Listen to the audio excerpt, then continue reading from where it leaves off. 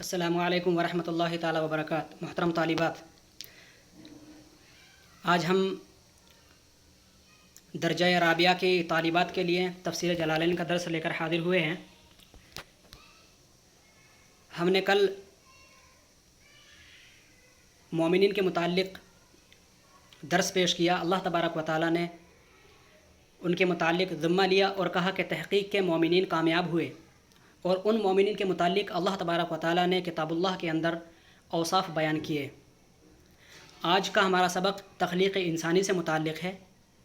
سورہ مومنون آیت نمبر 12۔ بسم اللہ الرحمن الرحیم۔ چلیے شروع کرتے ہیں۔ شروع اللہ کے نام سے جو بڑا مہربان نہایت رحم والا۔ وَلَقَدْ خَلَقْنَا الْإِنسَانَ مِنْ سُلَالَةٍ مِنْ طِينٍ۔ یہاں پر آپ دیکھ رہے ہیں کہ یہ مصحف کا پیج ہے، یہاں پر آیت نمبر 12 ہے یہ۔ تو اللہ تبارک و تعالی ارشاد فرماتا ہے کہ تحقیق کہ ہم نے انسان کو پیدا کیا من سلالۃ خالص سے، من طین جو مٹی سے خالص ہو کر مادہ ہوا ہے، اس مادے سے ہم نے انسان کی تخلیق کی۔ ایسی مٹی سے نہیں بلکہ مٹی میں سے جو خالص مادہ ہے اس خالص مادے سے ہم نے انسان کی تخلیق کی۔ یہاں پیراگراف نمبر 2 پہ تفسیر جلالین ہے، تو دیکھیے اور یہاں پر جو مراد ہے اللہ تبارک و تعالی ہے، فرماتا ہے لقد خلقنا الانسان، اور ہم نے پیدا کیا انسان کو یعنی آدم علیہ السلام کو، من سلالۃ خالص سے۔ یہ لفظ سلالہ جو ہے ہیا من، یہ ماخوذ ہے، یہ استعمال کیا گیا ہے من سلالۃ الشیء من الشیء، یعنی کسی چیز کو کسی چیز کے خالص کرنے سے اس کا استعمال ہوا۔ یعنی لفظ سلالہ اس معنی پر لیا جاتا ہے کہ وہ مادہ جو کسی چیز سے خالص کر لیا جاتا ہو، وہ مادہ جو خالص کیا گیا ہو کسی مادہ سے، یعنی کہ ہم نے انسان کو جو خالص پیدا کیا، یعنی کہ استخرجتہ منہ، یعنی کہ میں نے انسان کے مادہ کو، آدم علیہ السلام کے مادہ کو میں نے نکالا، آدم کے مادہ کو، منہ مٹی سے، وہو خلاصتہ، اور وہ اس کا اصل مٹی کا جوہر ہے، جس مٹی کے جوہر سے ہم نے تخلیق آدم کی اور آدم علیہ السلام کا ڈھانچہ بنایا۔ من طین، وہ جو خالص مادہ ہے من طین کس سے متعلق ہے؟ طین سے۔ تو لفظ طین جو ہے متعلق بسلالہ، بسلالتی، سلالتن سے متعلق ہے طین، یعنی کہ جو خالص مادہ ہے وہ مٹی سے ہے، اور اس مٹی کے خالص مادہ سے ہم نے آدم علیہ السلام کی تخلیق کی۔ ثم جعلناہ، پھر ہم نے بنایا اس کو، ای الانسان یعنی انسان کو۔ یہاں پر انسان سے مراد کیا ہے؟ نسل آدمہ، یعنی آدم علیہ السلام کی نسل کو ہم نے بنایا، نطفتن، نطفہ بنایا۔ یہاں پر اولین تخلیق 2 طرح کی ہیں۔ ایک تو وہ جو اللہ تبارک و تعالیٰ نے اول تخلیق کی وہ آدم علیہ السلام ہے، اور پھر اول تخلیق کی وہ نسل آدم ہے۔ تو نسل آدم اور آدم کی تخلیق دونوں جو پہلی مرتبہ ہوئی، یہ 2 طرح کی ہے۔ آدم علیہ السلام کی تخلیق جو ہوئی ہے وہ اولاً مٹی سے ہوئی ہے، اور پھر آدم علیہ السلام کے بعد بذریعہ آدم جو نسل آدم کی پیداوار ہوئی، اس کی شروعات اللہ تبارک و تعالیٰ نے، اس تخلیق کی شروعات اللہ تبارک و تعالیٰ نے کس سے کی؟ نطفتن۔ اللہ تبارک و تعالیٰ ارشاد فرماتا ہے ثم جعلناہ، پھر ہم نے آدم کو پیدا کرنے کے بعد نسل آدم کی جو ہم نے پیداوار کی نطفتن، وہ کس سے کی؟ نطفہ سے کی۔ نطفہ کا معنی یہاں پر منین، جو نطفہ، جو منی، فی قرار مکین، ایک ٹھہرنے والی پرسکون جگہ کے اندر ہے، وہ الرحم، اور وہ جگہ کیا کہا جاتا ہے اس جگہ کو؟ وہ رحم ہے۔ ثم، پھر ہم نے مرحلہ ثانیہ یعنی دوسرے مرحلہ کے اندر خلقنا النطفہ، اسی نطفہ کو ہم نے بنایا علقتاً۔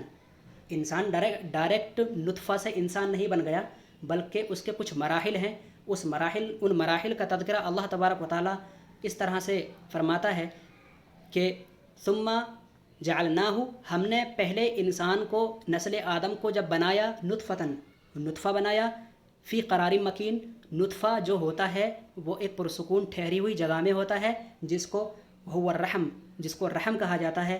ثم، پھر اس رحم میں ہونے والے نطفہ کو، خلقنا النطفہ، پھر ہم نے اس نطفہ کے اندر کچھ اور تبدیلی کی، اور اس کو ہم نے تبدیل کر کے بنا دیا علقتاً، ہم نے اس کو علقہ بنا دیا، یعنی نطفہ جو ہوتا ہے وہ بالکل بہتے پانی کے جیسا ہوتا ہے، اور علقہ جو ہوتا ہے دمن جامدن، وہ ایک جمع ہوا سا خون ہوتا ہے جو کچھ زیادہ گاڑھا ہوتا ہے بنسبت نطفہ کے۔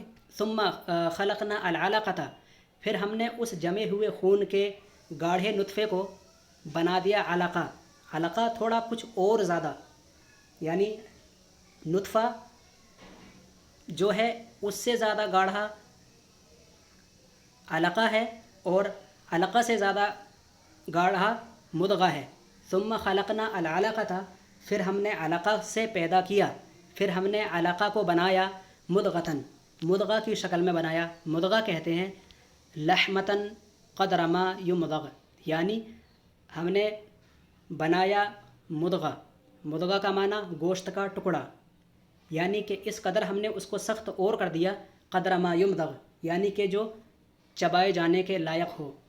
ثم فخلقنا المضغۃ عظاما، اللہ تبارک و تعالیٰ ارشاد فرماتا ہے کہ پھر ہم نے اس مضغہ کو، اس گوشت کے لتھڑے کو اور زیادہ سخت کر کے عظاماً کیا بنایا، ہڈی بنا دیا۔ فکسونا العظام لحما، اور پھر ہم نے اس ہڈی پر چڑھا دیا گوشت۔ وفی قراءۃ،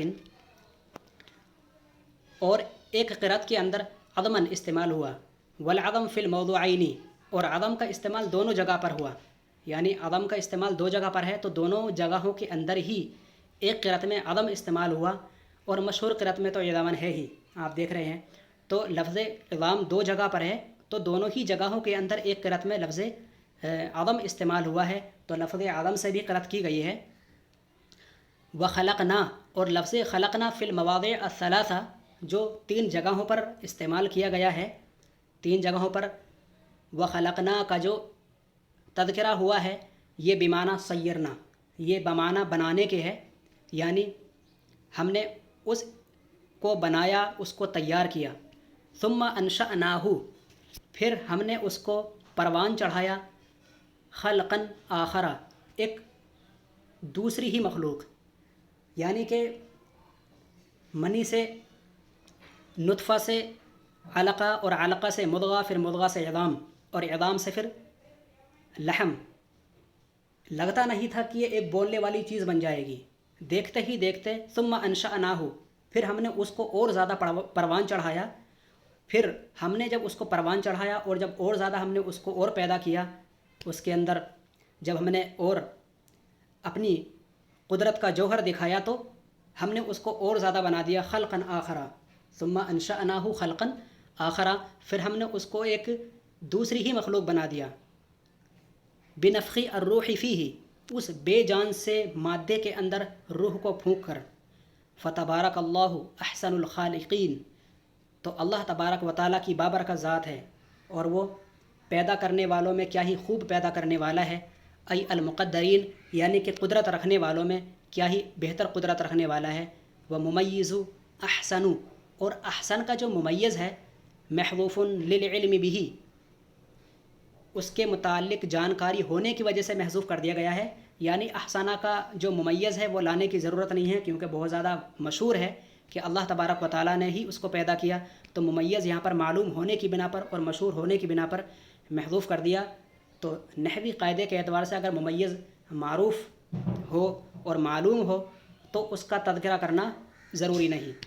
یعنی کہ ای خلقن، یعنی کہ ہم نے، یعنی کہ اللہ تبارک و تعالیٰ احسن الخالقین، پیدا کرنے والوں میں سے زیادہ بہتر ہے، کس اعتبار سے؟ خلقن، تو خلقن جو ممیز ہے یہ محذوف تھا، اور اس کے محذوف ہونے کی وجہ یہ ہے کہ للعلم بھی، کہ یہ بہت زیادہ مشہور ہے اور اس کے متعلق جانکاری ہے ہی کہ اللہ تبارک و تعالیٰ جو احسن الخالقین ہے، پیدا کرنے والوں میں سے جو سب سے زیادہ اچھا پیدا کرنے والا ہے، وہ کس اعتبار سے اچھا ہے؟ خلقن، پیدا کرنے کے اعتبار سے۔ ثم انکم بعد ذلک لمیتون، پھر یاد رکھ اے انسان، انکم بعد ذلک، تم ان تمام مراحل کے بعد لمیتون، ان قریب مرنے والے ہو۔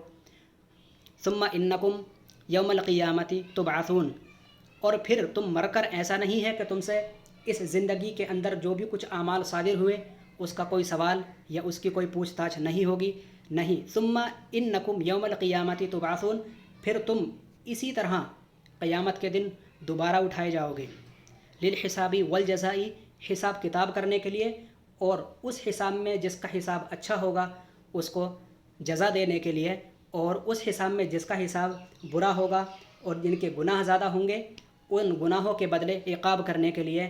ثم انکم یوم القیامت تبعثون، تم بروز قیامت دوبارہ پھر اٹھائے جاؤ گے۔ محترم طالبات، آج کے لیے سبق اتنا کافی ہے۔